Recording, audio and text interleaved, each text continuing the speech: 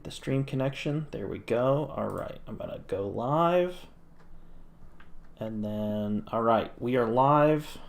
I'm going to... Me, James Dalton Bell, live. Oh, yeah, you should do the whole thing in an American accent. That would be fun. Well, that was meant to be Sheen, Jimmy Neutron, which he's Mexican American. His surname's Estevez, which there are definitely some people with, historically Spanish surnames who are very much not just your standard ones. But howdy, y'all. I'm the all-American, mainstreamingly amazing. Rotten Carnation. All right, we'll give everybody a second to get in here. Oh wait, I've got the first one up already instead of my good thumbnail that I made. Oh, how dare you? Well, I fixed it. Don't worry. But I appreciate that you are also disappointed in me for that important error. Not disappointed, offended. Oh, well, maybe that's a little too much. But look, yeah, the mob's coming for you on Twitter. They can come. I haven't been on Twitter in a year and a half or something. That is not anywhere as long as many people would say. Well, I haven't been visiting Twitter. I haven't posted on Twitter in probably 6 years or something like that. I occasionally post on Twitter. I am what you call a failure.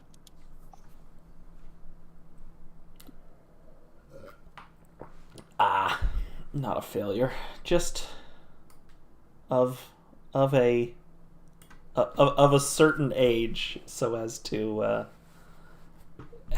spend a lot of your time on the internet, just kind of as it is. We got a Poppin in his alternate human identity as Cole Baristo. Baristo? I don't know. I've never heard it said out loud. I don't know how you say his last name. A good bit of Cole. But, I can't see the chat currently, so I'm just going to quickly get this set up. 10 minutes before meeting, no better way to spend it. Now see the chat. Love to have you here, Poppin. Oh, we got a Steve. Lots of losing heat. Yeah, well, a couple bits of losing heat. But weekly heat isn't always about crushing your opponent. Beerstow. Well, I was close-ish. I got all the right. Yeah, it's pretty good. I got all the right basic sounds. Oh, the chat is not loading, so I'm just going to rely on you to read the chat. That's I don't know why the chat isn't loading. I don't know either. I've got this large empty white box. But yes, God bless America and all citizens of this divine country. We are here in the VBL. Oh my goodness, it's snowing outside. I hate weather. Ugh. Okay, well, that's annoying. That's going to ruin my evening. I hate the snow.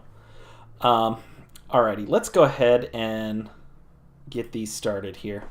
So, first one we're going to watch. We're watching all one-off matches tonight. No full sets. Just wanted to watch a bunch of fun sets where funny, cool, or interesting things happened. Indeed. But we're starting off with Game 3 of Purple versus Samax. Now, this one was a rootin' tootin'. It was certainly rootin' and something. But so both players have won one match. I see many Game 3s.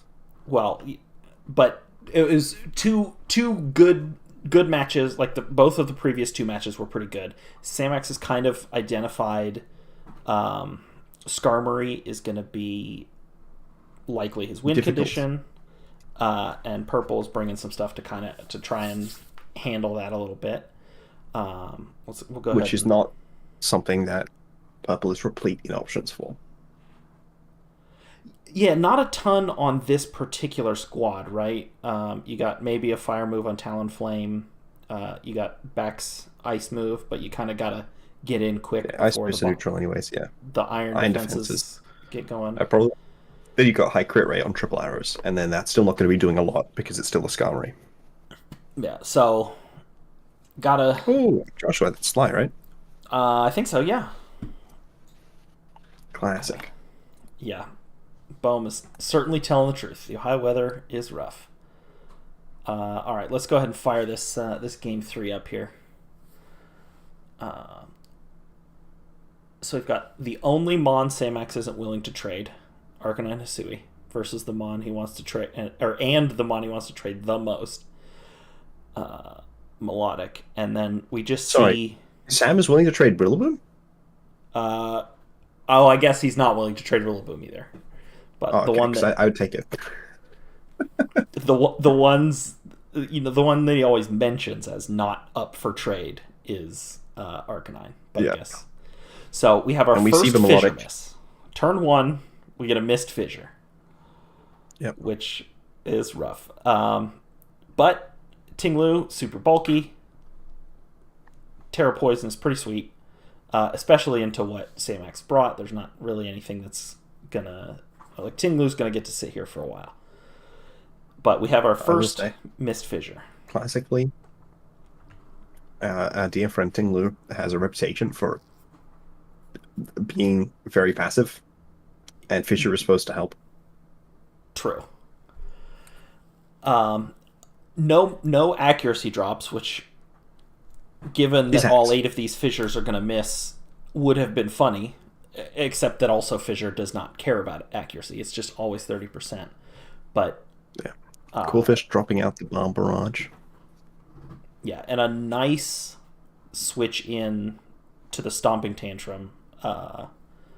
And then, the Skarmory's starting to get these boosts up. Cool Fish comes back in to taunt it. I didn't even realize this is a Rockhead. When I first watched it just on my phone, I didn't realize it was Rockhead. But it does make sense. And, I mean, just my favorite part about this match, other than it was funny that all 8 fissures missed, was Sam's really good switching and protecting. Yeah. Right? Like, he was playing around what could otherwise have been scary, powerful Stomping Tantrums and stuff Purple like makes that.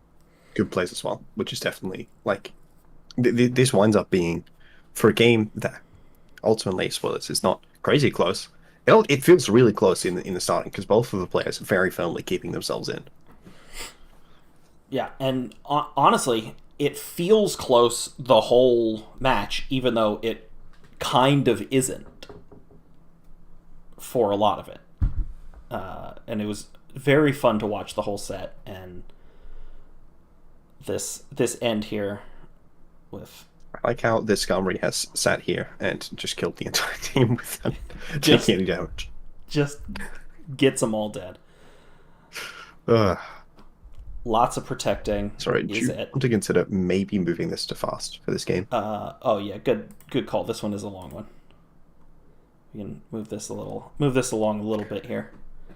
Just getting more boosts up, making that body press even more of an inevitability. Would you believe the Skarmory gets taunted? Well, you'd be wrong. Misses another fissure. That's, I believe, all 8 fissures now. Yeah.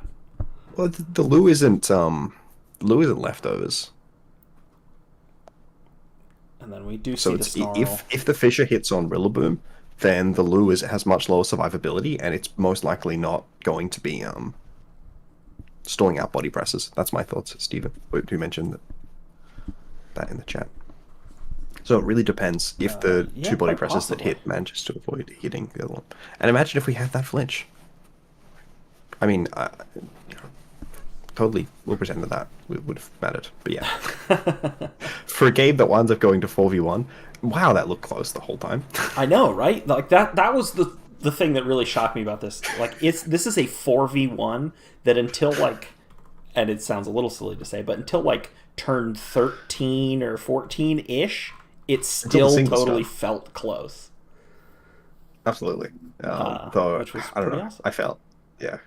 It was maybe a bit sad on the Ting loser side. a little rough for purple, but overall, Not purple, just Ting-Lu in oh, for particular. Ting Lu The other Pokemon specifically. were doing interesting things, but not having Terra into something that resists fighting. We're dying, unfortunately. But yeah, like I think this was a physical Talonflame, which obviously was not going to be healing Skarmory, Yeah, not gonna and do there were much. many other Pokemon on this team that were threatening to it. So there, it was just very difficult when with Ting-Lu being pretty passive unless you were hitting the fishes. You know, Yeah. All right. So our second one up, we got LS versus Slushy, game two. LS has won game one already. indeed. We saw a little bit of some silly moody boosts. Pincurchin dealing a surprising amount of damage in game one, and ultimately the LS though manages to take the first game. We're gonna watch the second one here. This is an electric pick. I mean, I also enjoyed this, but it was called out specifically by you to. I contributed. I'm not just a hanger on, I swear. We take those absolutely. All right, let's go. Yeah, it was a skill diff. I heard that Purple didn't actually even have a chat with Tang Lu one on one before the game. Just spoke to them as part of the overall team. I mean, we see the consequences. Immediate spiky shield. Yeah, is Taking rough. that chip, and then the ice spinner, not actually affecting the Doing very Sceptile at little. all, which is funny. Yeah. The final gambit coming in, just taking out the Lycanroc pretty nice. Very Ooh, defensive and sort of considered play by LS as well. Good switches, protects, letting your bulky Pokemon just 2 and 3 shot stuff. absolutely. And then just the sort of defensive Magneton sitting here the entire time, taking nothing for the sucker punch. And then coming in and would you look at that? It then proceeds to still just sit there, just the whole game being mildly annoying and doing 3-8 KOs that work out. Yeah, and just absolutely getting disrespected by Slushy, just getting to do whatever it wants turn after turn, and even resisted hits doing 40%. Absolutely, it's just classic, classic. I do love seeing like your random defensive used to be fully evolved mon just doing funny things. Getting to take And advantage of that yeah, EV-Lite, yeah, absolutely. Yeah, Colt. Poppin did miss 11 out of 8 fissures once due to sleep talk calling fissures. oh, I was thinking it'd be spite. Yeah, Yeah. that's the other way to get very negative into your options. Yeah, it was a great fake out play, which obviously would have been a better play if Sucker Punch had been clicked. And the But I shot. Good cover. yeah, absolutely. Game one, we did get some good. Monkey Dory was brought mostly, in my opinion, as a scouting mon. Right, you're gonna get all Yeah, that frisk info and stuff like that. frisk info. But then don't really need it for game two. Did get a couple, I think 2 kills. I was throwing sludge bombs around, but another fun match. Magneton just getting to be super bulky and totally disrespected, and then being alive at the end of the game. Absolutely. Just a very funny game with the maggots on. Just chewing. Roll was So, having a luxurious 5-course meal. all right, I just I like seeing random mons come in and then just like you're like, okay, well look, there's an Urshifu theoretically in this matchup, there's an Insane theoretically in this matchup, and those are maybe less good matchups for Magneton. But game one, you see no Urshifu at team preview, and then you see the Insane and you see the Insane set, and you're like, okay, well this Insane's not really a major concern. Let's just bring the Magneton, it'll beat everything. And then would you look at that, it beat everything.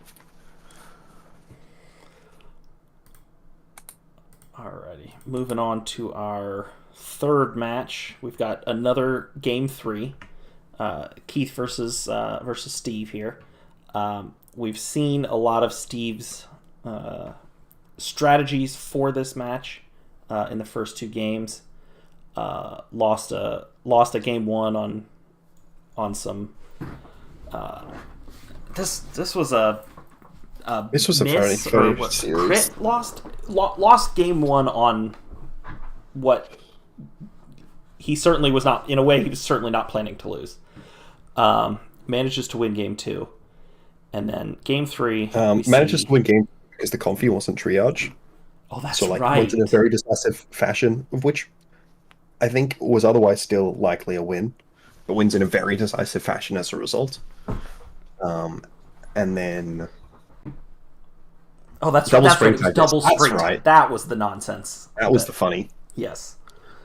So clearly, Stephen did intend to lose that game. Otherwise, Stephen wouldn't have brought Springtide Storm. Yeah, those moves are infuriating. I mean, look, I've brought Sandsear Storm, and do you know what I've paired with Sandsear Storm?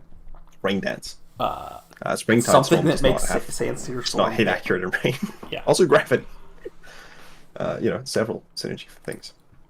So in this game 3, we get to see some of those fun strategies again, but we also get to see the Fracture lead from Keith. With a great nickname, Hairline Fracture. Excellent. And then Steve just kind of chilling on this first turn, right? Absolutely. I love seeing the Fracture come out. I watched Steve's video, and Steve in the thing says, okay, Decidueye's never coming, and I'm not even considering Fracture. Yeah. And then Decidueye comes, has like a really significant impact on game 1, throwing out Shadow Sneaks. And then Fracture comes. So after the just kind of chill turn 1, we do see the Aqua Jet into Terra Rock Weakness Policy again from game 1. We hit both Rock Slides. Not quite and Fracture getting the KOs that you would hope, but yeah, just chomps it up. Give me that 3-hit KO. And Indeed. Goodbye. And then the Breaking Swipe comes in, does like very funny damage. Like Ice Beam chewing, just it doesn't matter that you've got the defense investment, you're just not taking it. The Hyper Cutter coming in here, coming in clutch, broken Hyper Cutter. I honestly think that they should consider rebalancing that move, because it impacted once. Ability. And I think it's Covert Cloak on the Thunder, I want to say. The Scary Face being very well played around by switching into priority before. Yeah, nice switch in to keep your Iron Bundle fast, and you got the Shadow Sneak on the Decidueye, so you don't even care if it's going not well last, but some good switching, but I mean maybe too little too late at this point. We do get the Decidueye dead, but the crit that's also a crit there hit, which KOs. Is I wonder Not if it necessarily KOs game otherwise. Like, obviously Probably depends still does. on the last. No, it didn't. It did like 24 the previous turn. Maybe that's like the highest roll. Oh yeah, so 21. Yeah, that's 29. Not going to be in range of a roll. Probably. How good was Hypercutter actually, as we have from Keith? How good was Hypercutter actually? Yeah, no, it doesn't care. It doesn't. So the crit winds up definitely being impactful. I don't know if it's game-changing as far as the crit goes, but it really does depend on... Like, I feel like Bundle comes in and is still, like, a pretty significant pressure. I do wonder what... In particular, yeah, like it definitely was a bit of a different game, though I think it was one that was still very difficult for Steve. But at this point, Steve doesn't really have much of an option outside of Keith's brain turning off and the Fracture. I don't know, spamming Swords Dance 6 times. Yeah, I think if the Gliscor is still alive after, like if that doesn't crit and the Gliscor is still alive, which Steve is pretty confident it would have been. Yeah, I'm confident too. So then, the earthquake is gonna finish off the fracture before it can get off another move. Dragonite is probably gonna die to whatever the Iron Bundle when it comes in. And then you're in like a 2v2 with Thunderous and a low health Gliscor versus Iron Bundle and a fourth. Like, Yeah, I think more Steve's likely still in the kind of a bundle rough kills position. the score than the 7% Dragonite, but obviously it Yeah. depends, and there's like protect plays and everything. There's definitely more of a game left. But, at this point, Keith still has an unrevealed fourth. Yeah. But the important thing is that Fracture's been broken. Fracture just needed one crit. That's all Fracture needed. And we do see that fourth And then we have Chi-Yu that come comes out. in as Chi-Yu. So I actually think it was relatively unlikely as a win. I Because do with like the, that play there of Electro Web. Just ensure that your Dragonite is going to go before your Chi-Yu on the next turn. Like, anything that's alive gets to go first. It's pretty nice. And living the Snarl is nice, but, Breaking Sway just hits everything anyway. Spread move city here.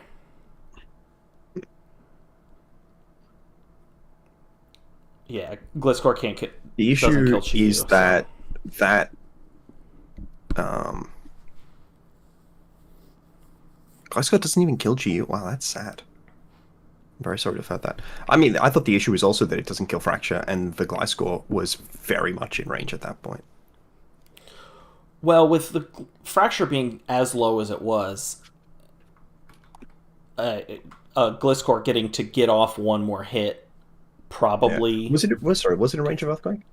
I mean, it had been at 12% for like 2 turns. No, it got. Oh no, I Electro guess the Web. Electro Web did damage to it also. So I guess it was I at. don't know what the Earthquake range was. Remember, it got hit by. Was it like a quarter? 25%. Well, how much did Earthquake do? It did 28. Airline, Okay. yeah, it took So it seems like 28%. it was probably like within a roll at the very So least. probably still. Yeah, Chi-Yu, Rest in good peace. Pokemon. Fracture, broken Pokemon. Broken Pokemon. G'day, mate. I am Keith Thudgore, and here's what I'm telling you today. Chi-Yu stonks. Pretty solid. Fracture. Oh, yeah, no, that's right. And the Chi-Yu was also Super Love Fizz definitely. A pun. Fracture, the broken Pokemon. Hot one Pokemon. Excellent. Alrighty. We got 2 more to take a look at here. Demonic See if we Fizz. can get them cleared up in the next few minutes. Let you get on with your day, and let me go ahead and end mine. Yeah. But We're here with Sukava and Om gets daddy. it's This is game 3. This is another game 3. Yes. Okay. I probably would pick game 1, but it's a good series. Yeah. So game 1 had the Azelf. So the reason I didn't pick game 1 is because it was Azelf explosion gets 2 KOs. And Wyguard to protect the with Wyguard to protect the Hitmontop. Azumarill comes in, Perish Song, Air songs, the other 2 Mons, and the game is over. which was cool. That was definitely heat. Which is cool, but is less interesting of an overall game to watch. So, Zen. And then I think that the Hax comes out here and doesn't even get Zen flinched. which is incredibly rude because Sukaba fans in the chat, how could you? I think the TR comes out and then Vikavolt coming in as the annoying TR check that you're gonna set up it just Trick Room? has one Thank of you. the strongest discharges I've ever seen. I think because I'm pretty sure the Hitmontop Assault Vest. is Koa Cloak, isn't it? Oh, maybe it's Cloak. Yeah, Sucker Punch Zen Headbutt would have been sweet. Sucker Punch then would indeed have been sweet. Yeah, just taking that and then just ramming through big damage. Yeah. Getting that heat train. Tsukaba's classic, right? Dead. Bringing in like a random dragon type to spam Terra Earthquake. Oh no, Yeah. it wasn't just dragon type. I remember Great Tusk as well, like a few things. Just positioning well into being able to pull out Terra Earthquake. Also, I hate Gouging Fire. It's just like an anti-fun Pokemon. It's not that I think significantly less of Sukaba, it's just that I didn't think enough of Sukaba. Well enough of Sukaba in the first place, and thus it is now not significantly less. So I like this Terra Dark a lot. With the Sucker Punch, right? I mean, it's your last relevant mon, and tearing it is useful. So like you're going to do it pretty much regardless. But it gives you the boosted Sucker Punch, which unfortunately, because your burn is still not 2-hit KOing the Iron Leaves and leaving Daddy in with a chance. But also 2-hit cures, not amazing. Well, I think the main difficulty that on top saw was move pool. Right. Not having somebody to hit Vikavolt kept put it in that very awkward position where it was taking extra from its drop defenses. And yeah, CC Sucker wasn't really abusing Trick Room because Iron Leaves was more likely to play defensively around Trick Room and thus not play into Sucker, which was, it's unfortunate. But you never know how much you're going to be committing to Trick Room when you make a team that is for Trick Room Pokemon. Yes. All right, I changed my mind. We are going to watch Game 1 real quickly also, because it was... I like the game. Because it was excellent and silly, and also is very quick. So, Zeebstrika, Iron Leaves, couple of horses coming in versus Azelf and Hitmontop. And... Classic American analysis. Couple of horses? Horses. Another horse coming in there. And the eerie impulse into the Azelf is just like basically rubbing it in because like haha, I just don't care about my lowered stats at all. And Sap Sipper on the switch in also the immediate awesome. Sap Sipper eat, and then the funny mon does the funny damage. And it's funny because obviously the Gengar was also in the matchup, right, and could have been a significant issue, but. Yeah, like not playing around like the fake out part of a potential lead there or anything, and getting boomed was funny. And then the discharge para on the Iron Leaves I thought was really funny at the time. Yeah.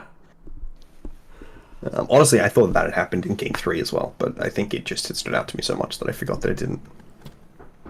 And Sukaba against the clock here, not really. All Sukaba needs to do is KO both of these Pokemon on this turn.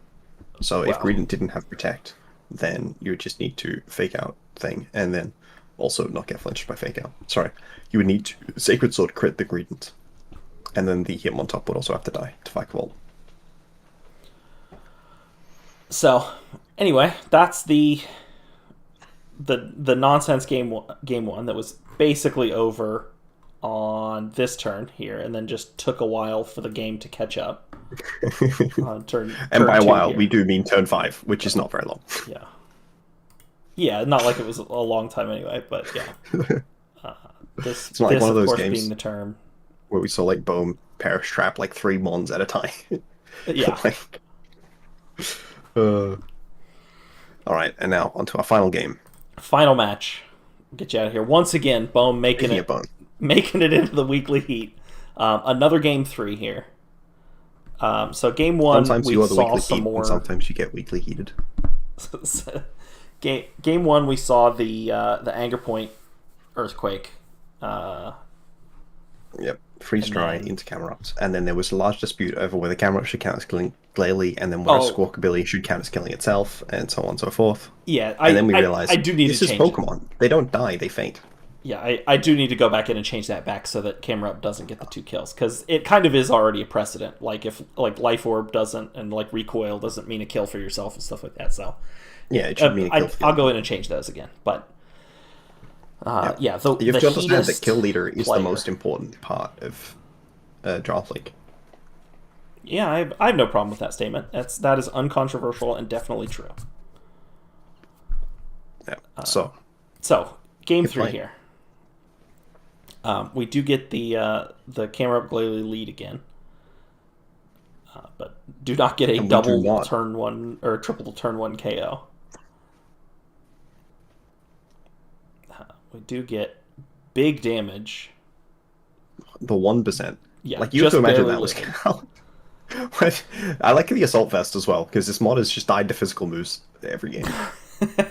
Yeah, it's just like instant dead.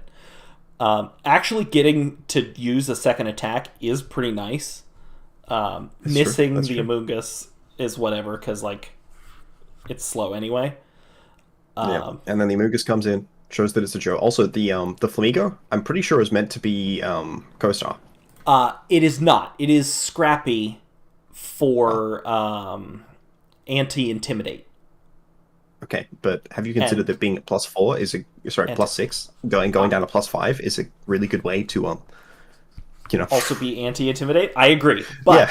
but that actually got brought up to Poppin, Okay, and so Poppin what we was hear is saying that that Poppin just doesn't it isn't is good enough. intentional, and also being able to hit Skeledirge is nice. Well, Brave plus Well, five. Brave Bird, yeah, good point. Plus I five love Brave dying Bird, to recoil. It's been going so well for Poppin this game, right? but yeah, uh, turning Me off when torch. Dude, the the torch psychic noise is song, very funny. but it is a 3v1, and the I do think that the throat chop probably would have killed the Skeledirge at +5. Oh well, I guess I it's unaware. It wouldn't have killed the It depends Skeledirge if it has unaware, specifically. right? Yeah, yeah, yeah. The Skeledirge is unaware, So but it may still, not have unaware. true. It might not be unaware. Blazes, Blazes an ability. So if this Um, then the meteor meteor beam beam pops off, killing, and and if then the the slack off coming Skeledirge out is very funny. Actually, thinking on misses, this, looking at that or 96, that probably it could have isn't been a unaware, roll. right? Probably isn't unaware. Yeah, it Taking probably isn't 96 with from it power being tap. 1.5 because it was coming from 100%. Uh, I like surely oh that's no, Blaze. the real truth the real truth is that Poppin just forgot CoStar works with anything besides the sushi. Huh, incredible. So Yeah, and yeah, I think that's definitely not unaware. It yeah, I did think it's lol. probably Yeah, the Blaze. Arachnid lives one of the other games. Sorry, I don't know how far behind they are in the chat, but despite the Oh fact I can see on screen, yeah, yeah, a bit, but yeah. And Scarrow then did so much murder it should be in jail. Thank you. Um, but yeah, no, I'm pretty sure that's Blaze. Either that or because I remember in the previous game it being mentioned that it was quite bulky. Um, yeah, it was like but I don't know. fast, bulky Skeletors or something like that. Yeah. Yep. Who runs it? Offensive investment? Not me. At no point has that ever lost me a And game. yeah, so a crit or a slightly better roll or anything, and Poppin wins this third one on the one more one hit KO to clean it out. But the Indeed. Skeledirge getting that Shadow Ball in, and Bohm taking this one in 3, putting up with some absolute nonsense from this camera up tier and the Glalie. But also excellent planning by Poppin. I think Bohm was, or I don't know if Bohm was scared of the Wochen or if Poppin was planning on using Wochen, but then it never actually brought it. But it Indeed. was Okay, it unaware. was unaware. There we Wow, go. that is impressive because it didn't. I don't know. I'm looking at like a regular, like a somewhat bulky set, and it's taking like 50. Oh, really? Oh, okay. So it looks like it must have been physically bulky then. And it's always impressive to me how much Skeletor just like bulk changes based on whether you invest Fizz Def or Where special you defensive. invest to it. Yeah, But like totally. The Fizz Def set is absolutely demonic, and then the specially defensive set is like a little bit less crazy. That's right. Terror Dragon Wochen was part of the plan for Poppin, and it never actually ended up coming, but would have been pretty The sweet, psychic right? noise. The Resist psychic the noise was so. Araquanid, resist the Skeledirge. Fergaref doesn't really care. And What's you know what? The Scrafty camera gonna do? plan gave us fun games. But yeah, yep. One more fun set in Week of fun sets. a week of fun sets. Yeah.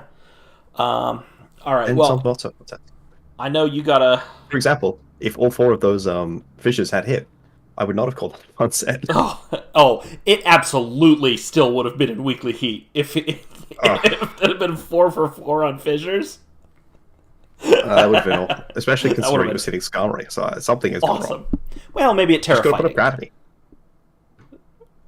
Maybe it was terrifying. Just got to set gravity. That's the main synergy. Yeah, there you go, gravity. But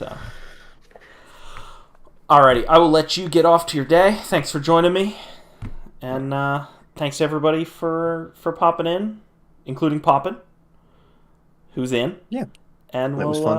I'll be in for a weekly heat. see what heat we've got next week. Peace. Peace.